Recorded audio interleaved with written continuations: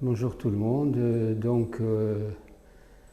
C'est juste pour vous parler brièvement de l'ostéoporose, parce que la journée internationale de l'ostéoporose se tiendra et a lieu tous les ans le 20 octobre.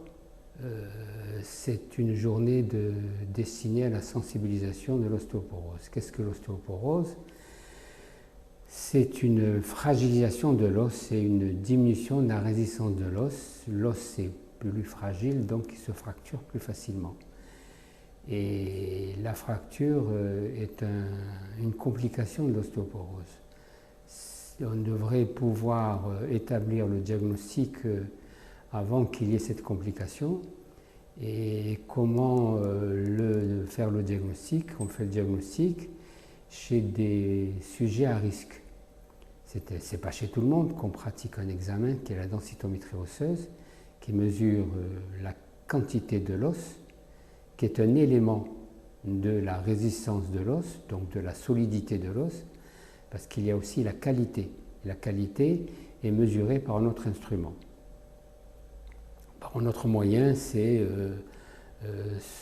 le TBS, le Trabecular Bone Score, qui est un reflet de la qualité de l'os. Mais globalement, ce qui est retenu dans le monde, c'est la DMO, la densité minérale osseuse. Donc pour envoyer les personnes à la densité minérale osseuse, on n'envoie pas tout le monde, on envoie les sujets à risque. C'est les sujets qui sont susceptibles de faire une ostéoporose. Et les sujets à risque dépendent de la population, de l'ethnie, des conditions socio-économiques. C'est pour ça que chaque pays et chaque région a des facteurs de risque de l'ostéoporose qui identifient les sujets qui sont candidats à faire une ostéoporose, candidats potentiels à faire une densitométrie pour leur dire s'ils ont ou pas une ostéoporose. Voilà globalement. Et ça, c'est ce qu'il y a de plus important. Une fois établi le diagnostic, il y a une stratégie thérapeutique qui doit être adaptée et qui doit être individualisée, au cas par cas.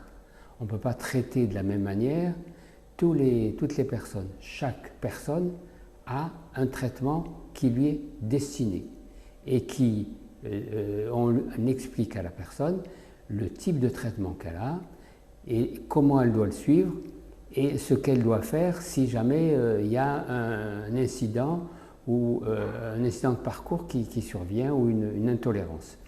Et ça, si vous voulez, tout doit être prévu. Tout doit être prévu à l'avance, c'est-à-dire que chez cette patiente-là ou chez ce patient, si ce médicament ne marche pas, on a une alternative à prendre un autre médicament. Ça, c'est prévu dès le départ. Et c'est prévu avec la patiente. Cette journée, justement, le 20 est une journée très importante parce qu'elle permet de sensibiliser les personnes à cette affection, à cette maladie. Pourquoi les sensibiliser? Parce qu'en fait, on dit que c'est une maladie silencieuse. Pourquoi c'est une maladie silencieuse? Parce que si elle est révélée par une fracture, il y a beaucoup de fractures qui passent inaperçues. C'est les fractures vertébrales. C'est une diminution de la taille. Les gens ont une diminution progressive de la taille.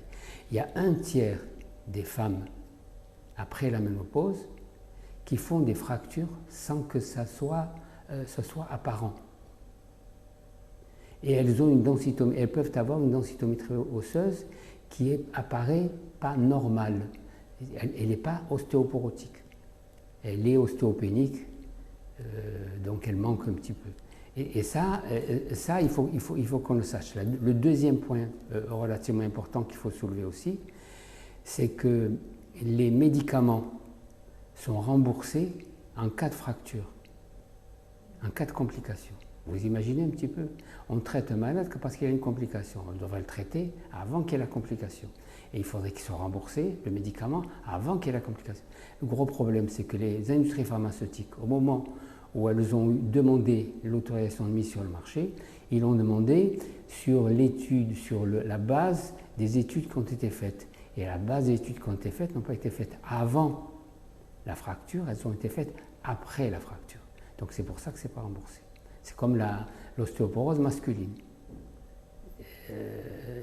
Elle y est dans les RCP, dans les manuels qui expliquent le médicament. Mais la demande n'a pas été faite, la mise à jour n'a pas été faite au niveau de la Caisse de sécurité sociale. Alors, à ce propos, à ce sujet, les laboratoires Frater-Azès organisent une journée d'information, de sensibilisation au niveau du centre Ardis le 22. Il faut que vous soyez nombreux pour essayer de voir un petit peu comment ça se passe et surtout pour les femmes à risque. Et en même temps, il y a des praticiens qui vont leur expliquer et qui vont les prendre en charge. Bonne journée, au revoir.